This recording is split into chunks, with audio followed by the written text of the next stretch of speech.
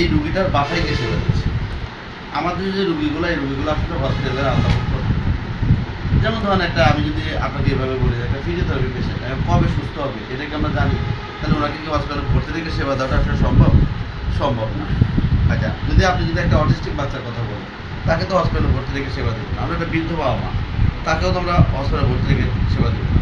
তাহলে আমাদের দেশে এখন প্রচুর ক্লিনিক আছে, হসপিটাল আছে, কিন্তু নেই কি ওই যে অসহায় মানুষটা বিছানায় পড়ে আছে, সেই মানুষটার পাশে গিয়ে যে সেবাটা দিতে হবে, সেই লোকটারই কিন্তু এখন বর্তমান অভাব। তাই আমরা এই সেবাটা এখন দিচ্ছি, যেমন তার বাসায় গিয়েই সেবাটা আমরা নিশ্চিত করছি। এটা হলো আমাদের এই হেলথ সেক্টরে আমরা দেখছি। আর কেয়ার গিভিংটা কি? কেয়ার গিভিংটা একটা মিক্স না, কারণ আমাদের দেশে এখন ডাক্তার আছে, নার্স আছে, ফিজিওথেরাপিস্ট আছে, এগুলো বললে আমরা কি বুঝি। কিন্তু আমাদের এখানে বর্তমান কেয়ার গিভার অর্থ হলো সেবাদানকারী। এই সেবাদানকারী কিন্তু আমাদের বেশি অভাব।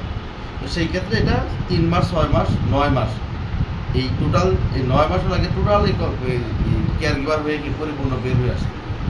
এই সেবাটার ম্যাক্সিমাম ক্ষেত্রে হচ্ছে শিক্ষাটাই হচ্ছে আপনাকে সরাসরি শিখিয়ে দেওয়া হয়।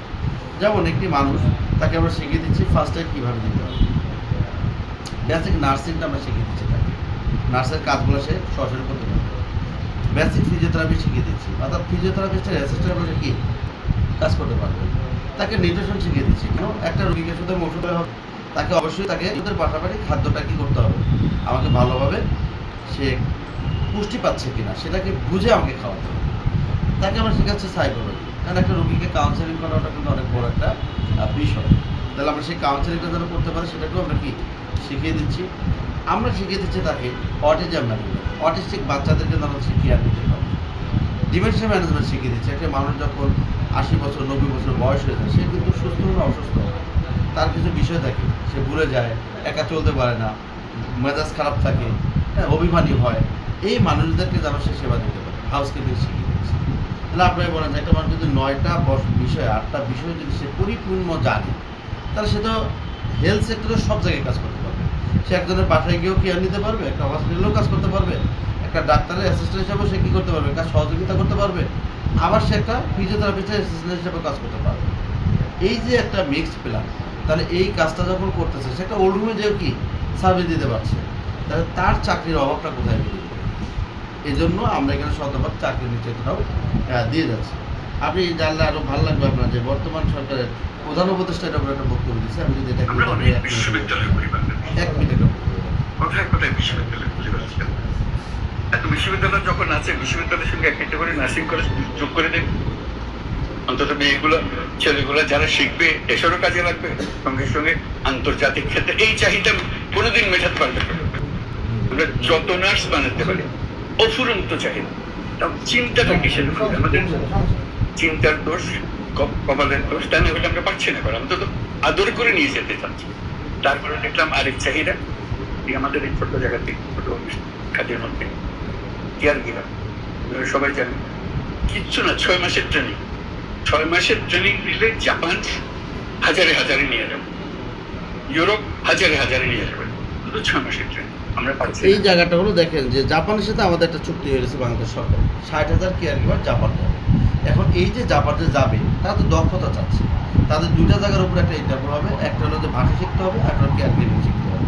এই 2টার ভিতরে ইন্টারভিউ হলে সে যদি পাস করে তাকে জাপান যেতে পারবে, অন্যথা সে জাপান যেতে পারবে না। তাহলে আমাদের চ্যালেঞ্জ হলো তাদেরকে তৈরি করা।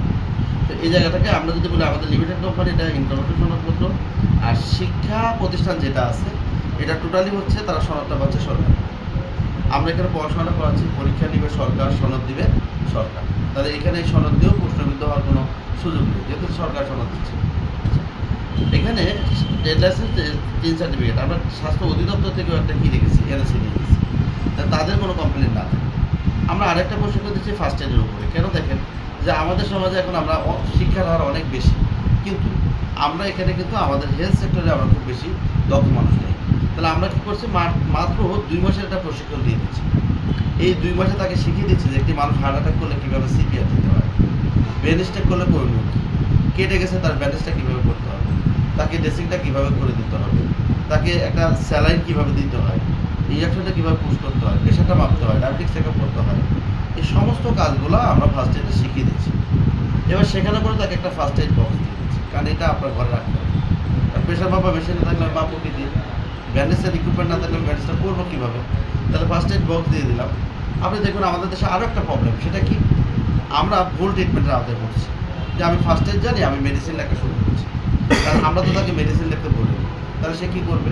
সে মেডিসিন লেখা শুরু করে দেবে। এই জন্য আমরা চাচ্ছি যে একটা অনলাইন ডক্টর কার্ড দিয়ে দিচ্ছি, যে আপনার যে কোনো প্রবলেম হলে আপনি একটা এমবিবিএস ডক্টরের সাথে কী করেন, পরামর্শ করেন, এটার জন্য আপনাকে কোনো টাকা পয়সা দিতে হবে। এটা মাত্র 60,000 টাকার বিনিময়ে আমরা এখানে 4 থেকে 5,000 টাকা রিক্রুটমেন্ট দিয়ে দিচ্ছি, 3,000 টাকার একটা হেলথ কার্ড দিয়ে দিচ্ছি, হিসাবে তার প্রশিক্ষণটা হচ্ছে এখানে একেবারেই ফ্রি। এইটা এটা কি ইয়েতে আপনার 1 বছরে না, এটা 2 মাসের 2 মাসের কোর্স 2 মাসের 60,000 টাকা একটা ফার্স্ট এড বক্স প্লাস একটা হেলথ কার্ড সহ। কার্ড। হ্যাঁ, প্রশিক্ষণের টাকাটা আমরা তেমন দিচ্ছি না, আর আমার কথা একটা মাসুল হবে এটা 2 মাসের কোর্স। 2 মাসের। সপ্তাহে কদিন? এটা সপ্তাহে 3-4 দিন। আচ্ছা, এবার অনলাইন ডক্টর কার্ড। কারণ আমাদের দেশে এখন আমরা মনে করি ডক্টর মানে হলো আমরা একেবারে সিরিয়াস যখন অসুস্থ হবো তখন যাবো না। ডক্টর হচ্ছে আপনি সুস্থ থাকার জন্য একজন পরামর্শ দেবো, তার কাছ থেকে আমরা পরামর্শ দেবো। আমরা বলছি যে 3,000 টাকা দিয়ে যদি কেউ একটা কার্ড করে, তাহলে 1 বছর পর্যন্ত তাকে অনলাইনে অডিও কল, ভিডিও কলে সে যতবার খুশি ততবার 24 ঘন্টা সার্ভিস দিতে পারে। সপ্তাহে একদিন আবার আমরা অনলাইন ব্যবস্থা, অফলাইন ব্যবস্থা করে দিয়েছি। কেন? যে একটা মানুষকে একবারেই সে অনলাইনে তাকে শিখিয়ে ফেলে তাহলে সে শিখবে না। তাহলে অনেকের আছে যে না, আমি সরাসরি সে ডাক্তারের সাথে কথা বলবো, সে বলতে পারবে, এখানেও তার কোনো টাকা নিচ্ছে না। অর্থাৎ সপ্তাহে একদিন সরাসরি ডাক্তার, আর 24 ঘন্টা সে অনলাইন ডক্টর দেখাতে পারবে 365, অডিও কল, ভিডিও কল। মাত্র 3,000 টাকা দিয়ে সেই সেবাটা নিতে পারছি। আমরা এখানে সাথে ডিসকাউন্ট সুবিধাটা করে দিয়েছি। কারণ একটা ডক্টর দেখা গেলো একটা তার টেস্ট দিল, এখন সে একটা ডাক্তার সেন্টারে গেল, আমি যদি তাকে 40% পর্যন্ত 30% পর্যন্ত ডিসকাউন্ট করে দিতে পারি, তাহলে তার টাকাটা কিনে গেল, কমে গেল। আমরা এটাও করে দিচ্ছি। আমাদের এখানে একটা বিমা কার্ডও আছে, সেই বিমা কার্ডটাতে কী রয়ে গেছে, একটা ইন্স্যুরেন্স কোম্পানির সাথে আমাদের চুক্তি হয়ে গেছে। সেখানে আমরা মাত্র 1500 টাকা বাড়তে দিলে সে একটা হেলথ এবং গ্রুপ বিমা পাবে। সেই বিমা কী আছে, সে যদি 1 বছর ডাক্তার পায়, সাথে দিয়ে পেয়েছে 3,000 টাকা মতো সত্যি হলে হসপিটালের খরচ বিমা কোম্পানি পাবে 1 বছরের ভিতরে। সে মারা গেলে বিমা কোম্পানি 1 লক্ষ টাকা তাকে তার পরিবারকে সহায়তা দিবে, এবং 7 দিন পর্যন্ত কেয়ার গিভার সাপোর্টটা তাকে আমরা কি ফ্রি দিই। তাহলে এটা একটা সুবিধা হচ্ছে। আমরা এখানে বাবা মার জন্য আমরা একটা কার্ড দিয়েছি। আমরা দেখেন, আমরা অনেকে আছে যে অর্থনৈতিকভাবে স্বাবলম্বী, কিন্তু আমাদের প্রিয় বাবা মার জন্য একটা কী করতে পারছি। তাহলে আমি এটা গুলশান বাড়িতে যখন শুরু করেছিলাম, তখন ওদেরকে 50,000 টাকা দিলেও তো সমস্যা নেই, কিন্তু আমার চাচ্ছি যে একদম গ্রাম পর্যায়ের একটা বাবা মাকেও যেন সেবাটা নিশ্চিত করতে পারি। সেজন্য মাত্র 3,000 টাকা